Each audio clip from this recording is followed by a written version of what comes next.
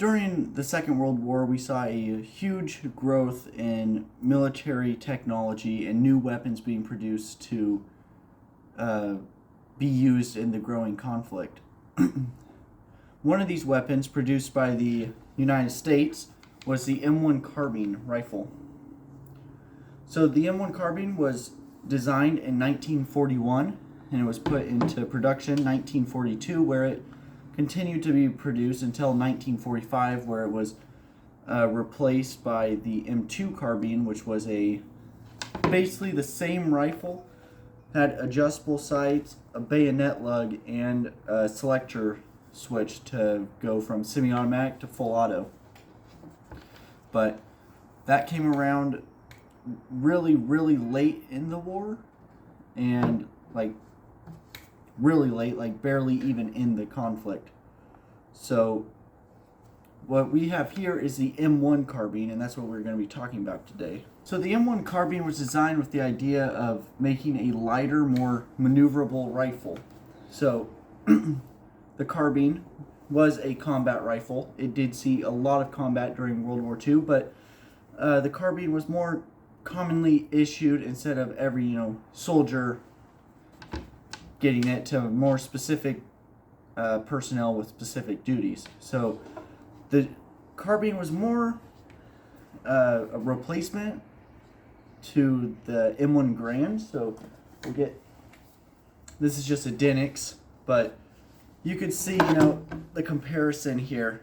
Very smaller rifle, and the M1 Garand weighed more than the Carbine. It was lengthier, as you see here, and for certain jobs a soldier might have, certain military personnel might have, the M1 Garand just wouldn't work.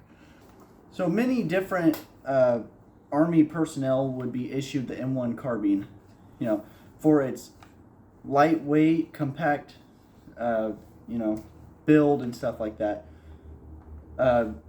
Most M1 Carbines went to soldiers and military personnel who jobs weren't really considered a combat reliant job, kind of like a more rear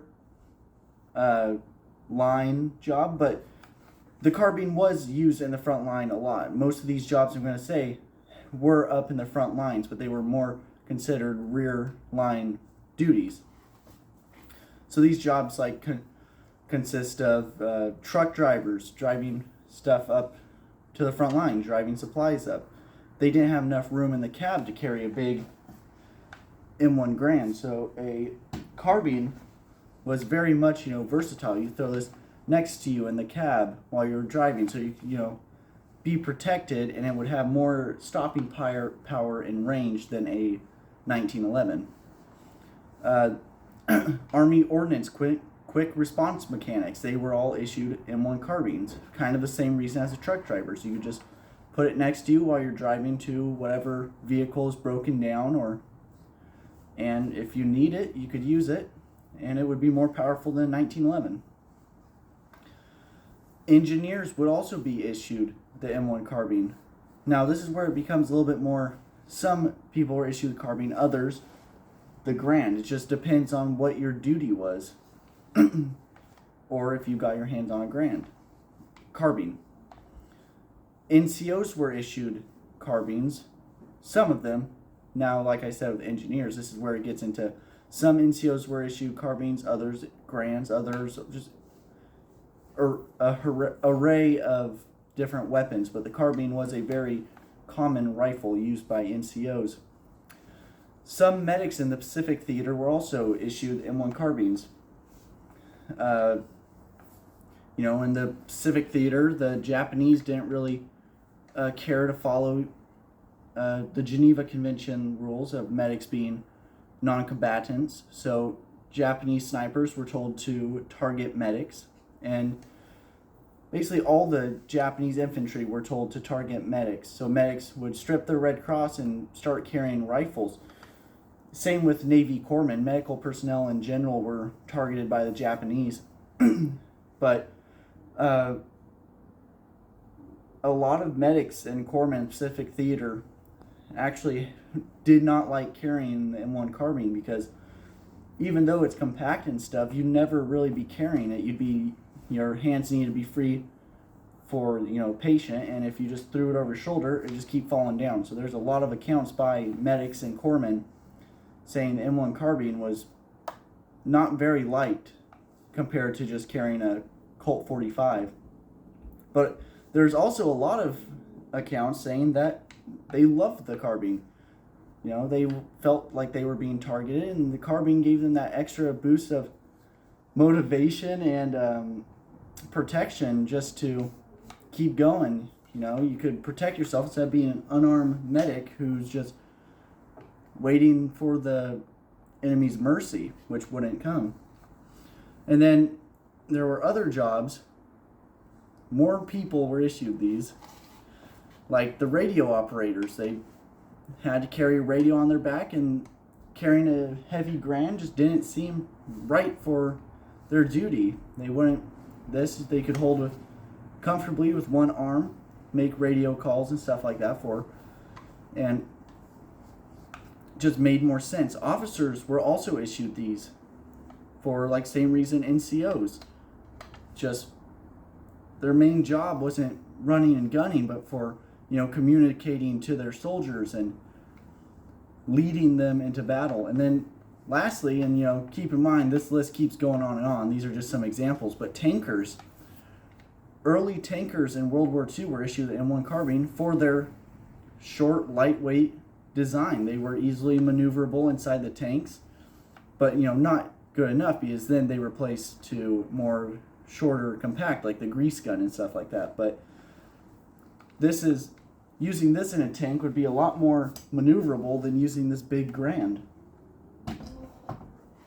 And the list just keeps going and going on what personnels and who was issued the M1 Carbine.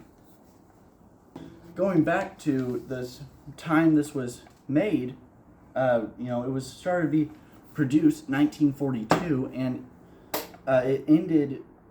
It was the M1 Carbine stopped being produced in 1945 when it was replaced by the M2 Carbine. But that doesn't mean these stopped, being used by the military.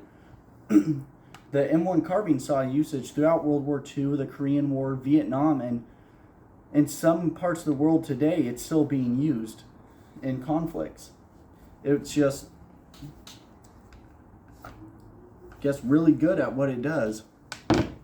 So, the cartridge it shoots, like I said, is the 30 carbine. It almost is like a pistol round, but compared to 30-06, which you'll see in the video right now, this is very much smaller round.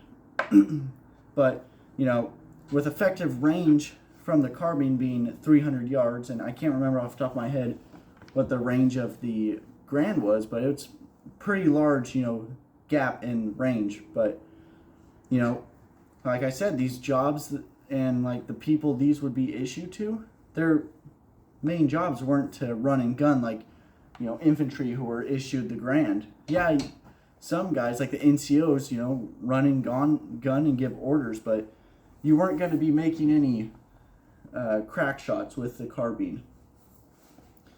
So the M1 Carbine fires 30 carbine round out of a box magazine like this. So World War II, you'd most commonly only see, in fact, the 15 round box magazines, and this is what a loaded box magazine looks like. With the M2 Carbine going into Korea, Vietnam, you would see 30 round magazines, which I just didn't bring out because this is a World War II video, but it's a banana mag kind of looking thing, curved to it. And that was used with the M2 Carbine. It could still be used with this. In fact, I fired a 30 round magazine from this. It fits into any carbine. But with the M2 Carbine with the selector switch, the more ammo the better, due to, you could use it as a full auto. But you're probably wondering, how good is this to fire? And, well, after firing this a lot in both, live fire and reenactments, it's pretty fun, and it is very much reliable and surprisingly accurate for, I haven't messed with the sights at all with these things, You can't really do much to them except like tap the rear sight back and forth, but this thing out of the box is spot on accurate, and I just want to say, like, that is very cool. But for the small round, it has a lot of stopping power, and now we'll go out to the field and fire this and give you guys a look at it firing. All right, now we're going to fire the carbine down range, and that's how you load it right there.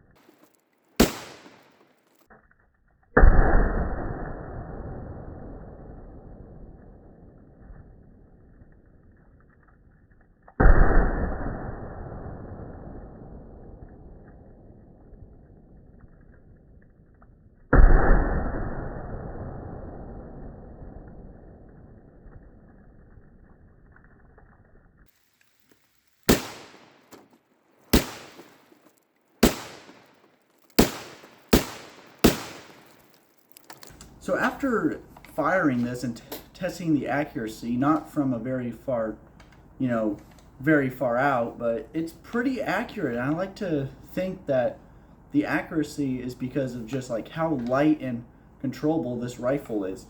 This being roughly 5.5 pounds, it's a lot more easier to aim and control than the 9.5 pound M1 Grand.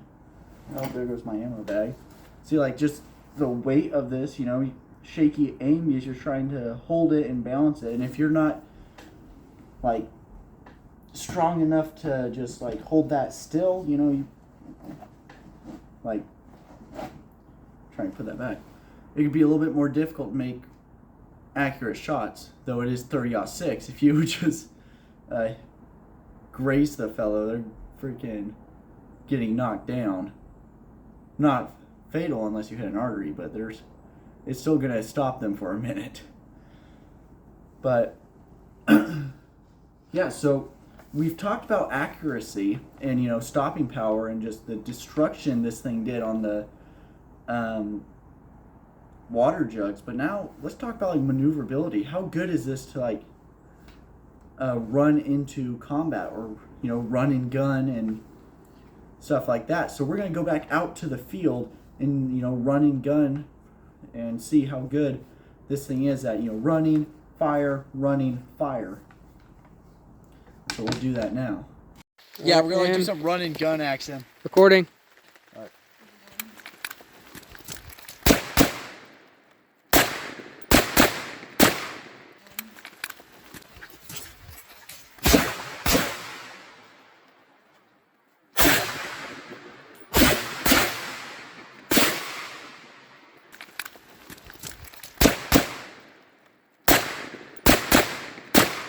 So, running and fire with live rounds is not difficult at all with this rifle.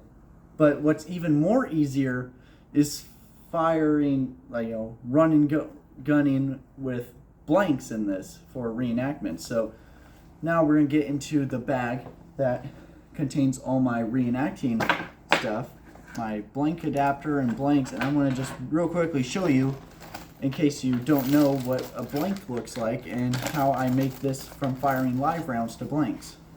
So this is what a blank looks like. It's cranked at the top, so there's no projectile like the 30 carbine. I need to keep this over here because I don't want to mix up. So when this thing goes, it just opens up the front and just shoot black powder. No projectile goes out. It is still considered dangerous, and it is dangerous.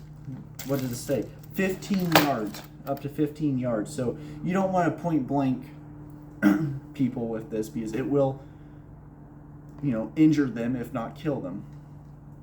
But just, even if it's a reenactment, even if you're going against firearm safety with this, I mean, still at reenactments, you shouldn't point it directly at someone, like aiming, even if they're like far out there. You still want to just aim a little bit to the side of them, just in case. It should all be a safe scenario, but it's just good practice. You're taught never to point guns at people, and then you go to a reenactment and you see people, pointing guns at people. It's just like you're breaking a lot of rules at reenactments with gun safety, but I don't know. It's just my way of like pointing guns at people are bad, so I'll just point away from them, but still fire. I mean, it's a safe area, but make sure your weapon's clear at reenactments and take firearm safety seriously. Even if, reenactment, you got to know these things. But now, if you never know, like if you don't know how a blank adapter works and stuff, if I fired a blank out of this right now, like if I filled this magazine with blanks and I fired it, it wouldn't cycle because, this is a gas operated system. You want that projectile to go build up pressure in the barrel to bring the gas back and cycle the round. Well, so like with a live round, it'd do that just fine, but with a blank, it will just stay there, won't cycle back. And so there's a way we solve that problem with a Hollywood blank adapter, and this thing is just a set screw, so it's just this little thing. There's different options of blank adapters. These are just the ones that I prefer. And so you have a gunsmith, or if you're know what you're doing yourself. I had a gunsmith from the reenactment group actually thread the top of this barrel, and threading the barrel, it doesn't hurt the gun at all. Well, but like it will mess up the accuracy, but not by much. Like you won't be able to hit a target 300 yards out, and you weren't really going to hit a target 300 yards out anyway. But you screw it in to the top of the barrel. You take your Allen's wrench and you screw it in, hopefully not cross threading it. I don't think I am. I just think it's gunked up from cleaning stuff. But screw it in like that all the way down.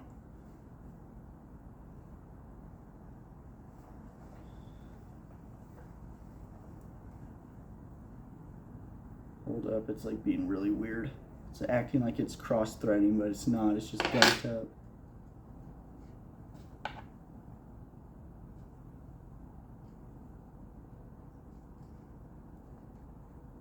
Just a little gunked up from when I cleaned it, but you screw this set screw in all the way until it stops screwing.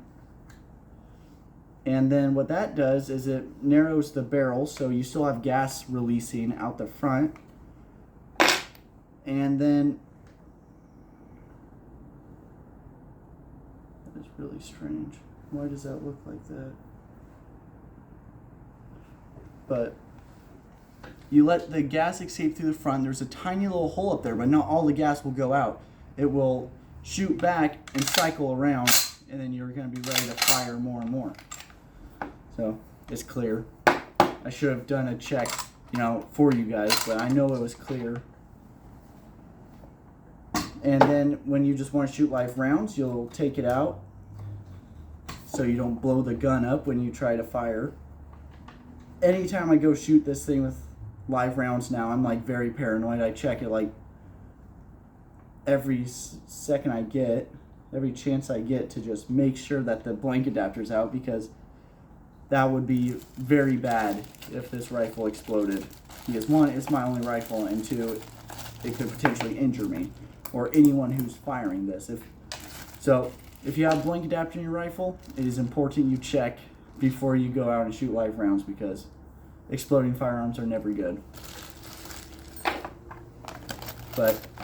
And one more thing, it is very important that you keep your blanks and live rounds separated. So, you know, I have this bag right here for all my blanks, and just making sure that here.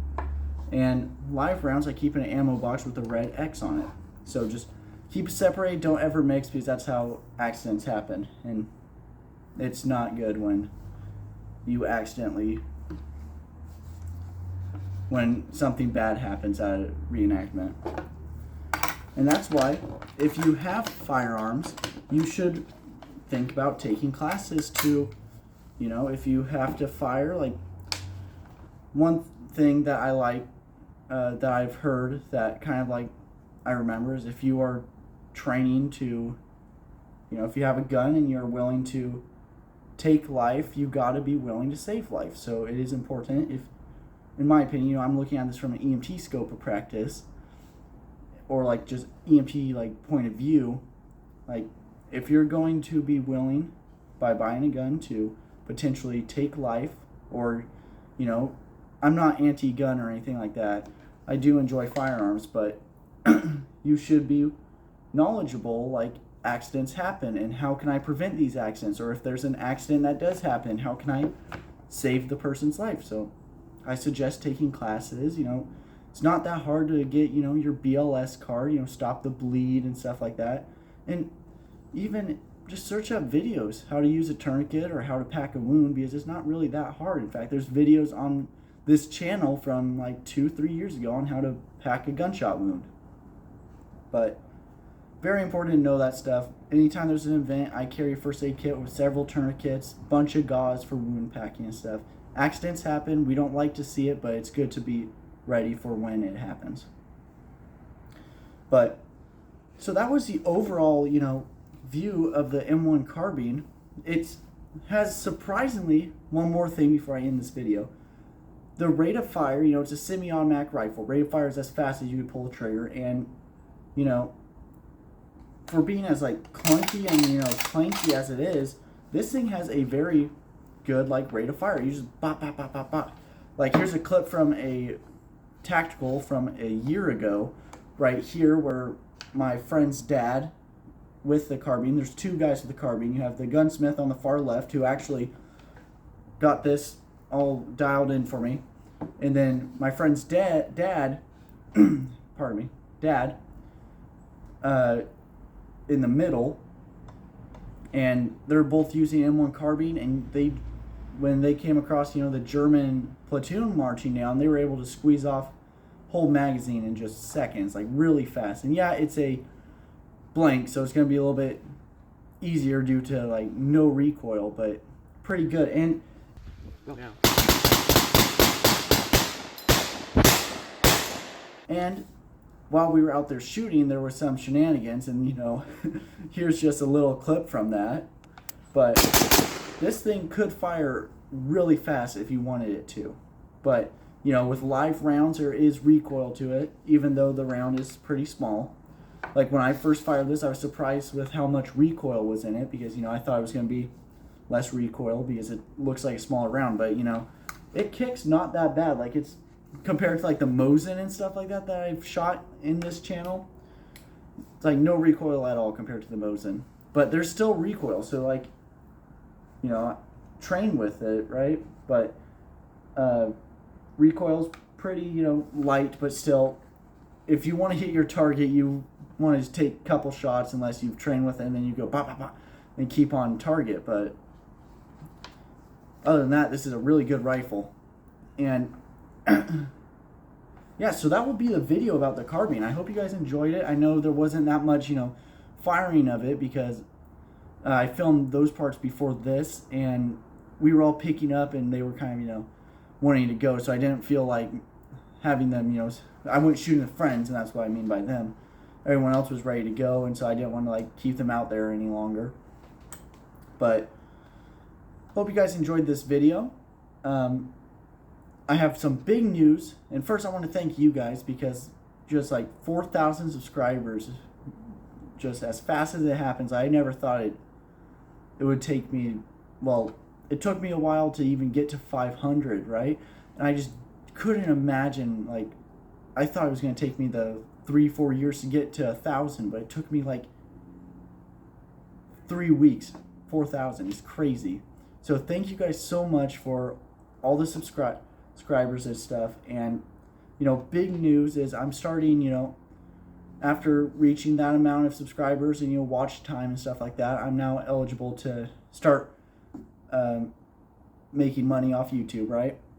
So I created members stuff and stuff like that, and don't worry, there ain't gonna be members only videos, because because I know how annoying that is. You just like feel left out of like potentially cool videos and stuff. I won't do that stuff because I, for one, hate that stuff. But if you guys want to support, you join members. Eventually I will make like a Discord and stuff like that for members, but I imagine it'd be pretty dead. But if you guys want, more people in there, then you guys start conversations. I'll pop in and stuff like that. But right now, I have no Discord set up. I need to get members to go and do that. But I'm not like forcing you guys to do it, but because, I don't really care if I make money off YouTube or not. I enjoy doing this. I've enjoyed doing it when I wasn't. It's just now there's an opportunity to make money on doing something I enjoy. So don't feel like you need to, but if you want to, it's still work in progress. This video is still growing, not with with subscribers, but I'm still learning this stuff. So if you guys want to support, join members. If not, oh well, I ain't gonna get my feelings hurt because of that. But hope you guys enjoyed the video. This is first video for a while. I'm sorry about that. I'll start posting more and more. It's just I've been busy. I've started college and stuff like that. It's pretty cool.